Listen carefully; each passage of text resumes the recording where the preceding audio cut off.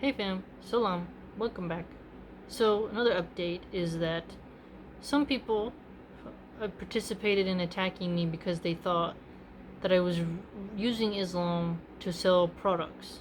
Okay? Now, I found this to be quite unfair because I would make handmade bird toys, okay, number one. And those bird toys, they would take me like a long time to make, and the capital returns on those was like 50 cents each after you paid for shipping and materials. And I really just liked it making bird toys because it was cute, and I make my own bird toys because I like to chew on them. So I mean, I'm not gonna get rich off of Islam by selling 12 bird toys that I made by hand. Second, I would sell oyster shells. So if you don't live by the ocean, shucking an oyster, you have to get a knife, and it's pretty difficult depending on the size of the oyster. I mean, open it up, eat it, and then I'd have to put it in a bag, a net, like the kind of hanging on my wall, and then put it on my shoulder, and then go home, boil them in vinegar, sanitize them, dry them, polish them, and I'd get like $1 capital on each oyster shell, right? I'm not gonna get rich off of Islam by selling shells. So that's another point. Now, another people said, "Oh, you sell candles, that's satanic." No. We have a lot of farmers markets and a lot of fairs where people sell, like there's a lot of beekeepers, they sell their own honey. A lot of old ladies, they sell jellies and jams that they make, and handmade soaps, handmade candles. I would make candles with flowers from my own garden. So I grew the flowers from seeds. I'd cut them, dry them, crush them to look pretty. Girls like girly things. And then I put the smell of like banana bread or strawberry or coconut or fresh laundry. Whatever. I have a bunch of different scents. And you put a natural dye, and it was beeswax. And beeswax is a product that the beekeepers, they want to get rid of it.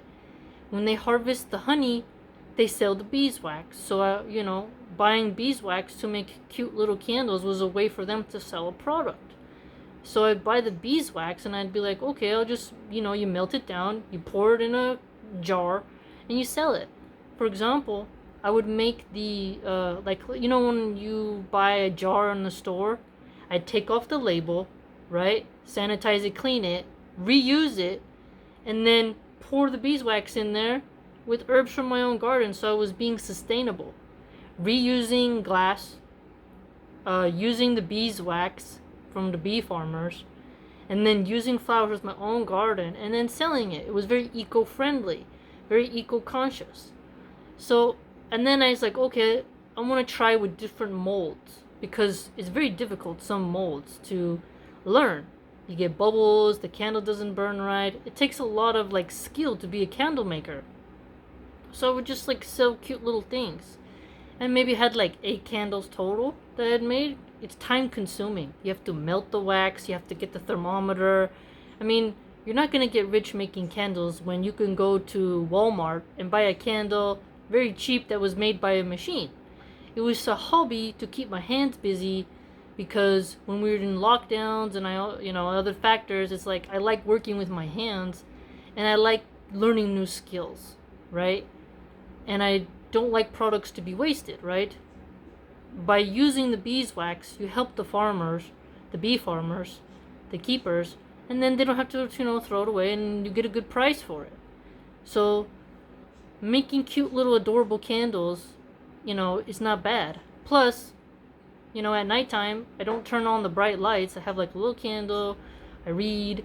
I have one of those Turkish Tiffany lamps. It's very mellow, calm, peaceful. And it's nice because I don't have a fireplace, right? There's something about just having a flame that's very beautiful and relaxing, because I'm not big about comfort. And it smells good. So it's not fair to say, oh, you're making candles, therefore you're trying to use Islam to sell that. Also, I would make cute little handmade goat milk soaps, right? You get some goat milk, you make some cute soaps, and then, it takes like hours to make soaps. You have to break it down, you gotta put all the ingredients in, you gotta let it solidify, You have to measure it. You have to test it first to make sure it's safe. Then you have to label it. You got to do a lot of work for that. And the capital return was like 75 cents a bar, maybe, right?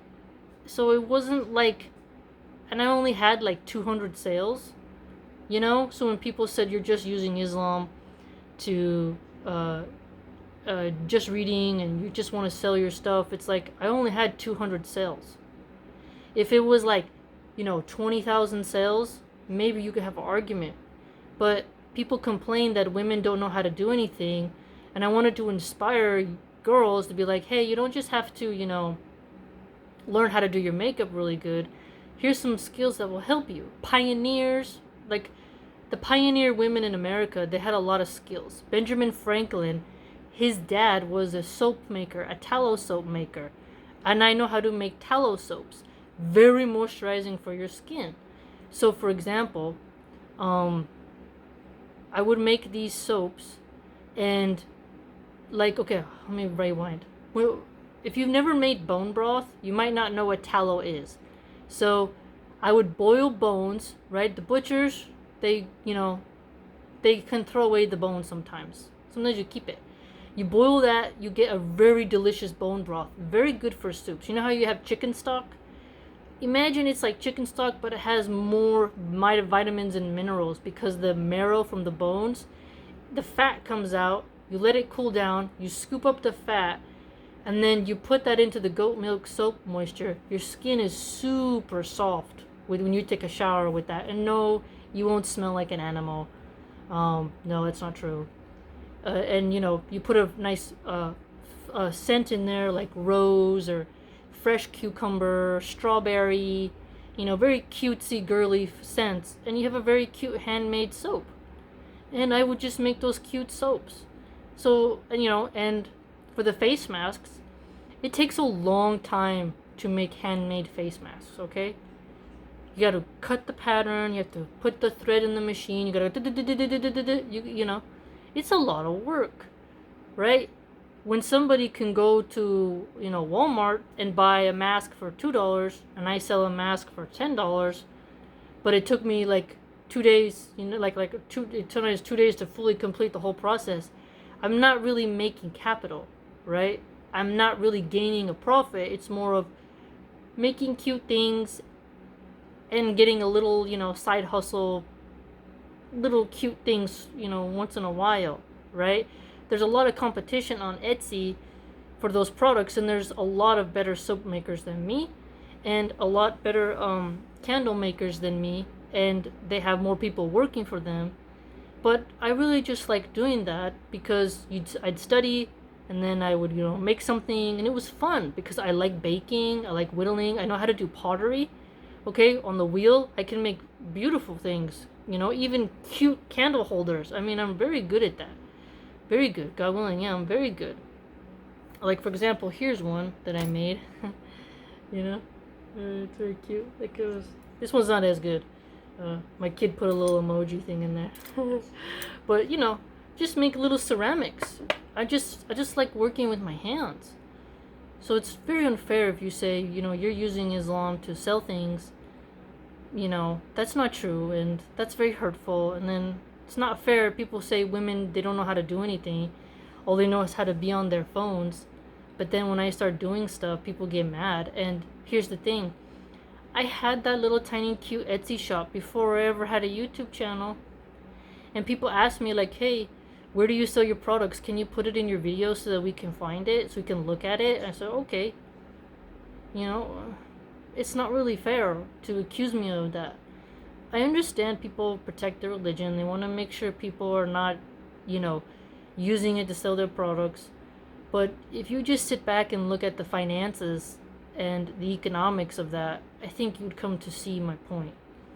Another point is that I have a tattoo on my arm of the Lord of the Rings monster character.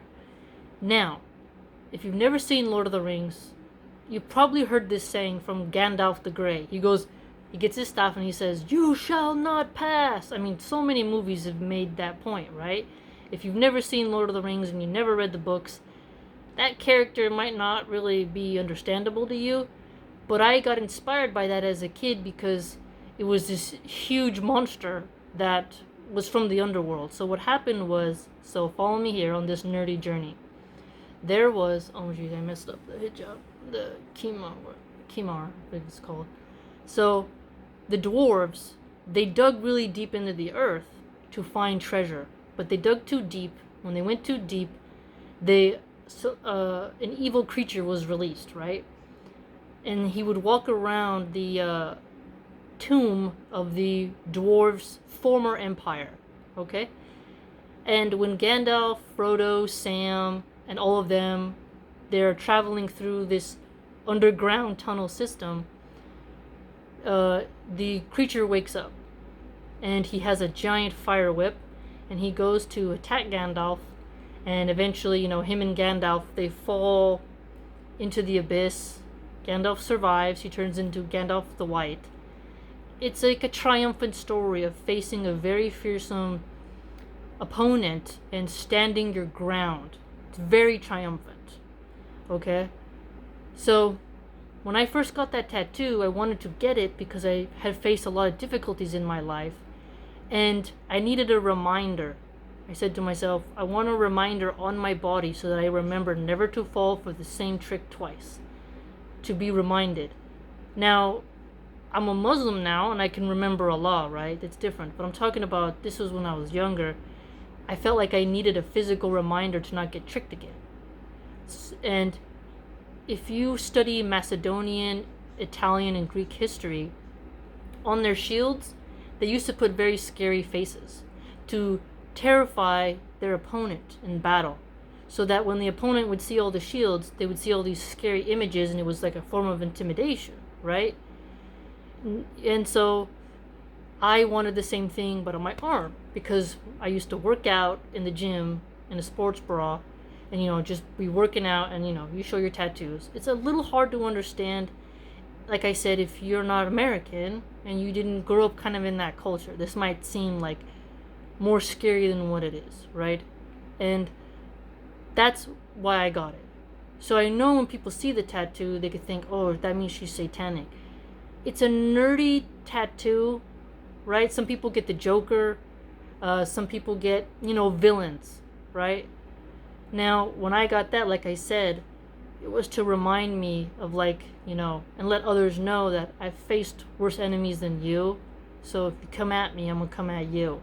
Right? It's hard to explain. It's a psychological thing. And also, big tattoos mean that you submitted your body to somebody and they're painful to go through. Especially when you get into the squishy part here, the nerves, it's like you've shown other people with tattoos that you withstood the needle for hours upon hours upon hours upon hours, right? So, You shouldn't allow someone to automatically say you're satanic because you have a scary looking tattoo, right? Having a scary looking tattoo is not the same as being a Satanist. Now, I had a superior who was, above me in command, who had a pentagram on her. I think it was on this side. Now that you can argue with, right? You got a pentagram, that's evil. But I got a more hybrid, mythical Lord of the Rings character. I understand if you'd never watched those movies and you're not really into fantasy or dragons or nerdy stuff like that, but don't confuse Western nerdyism and books with Satanism. Even though I know it looks scary, right? I know it's a very fine nuance to examine, but don't get confused about that.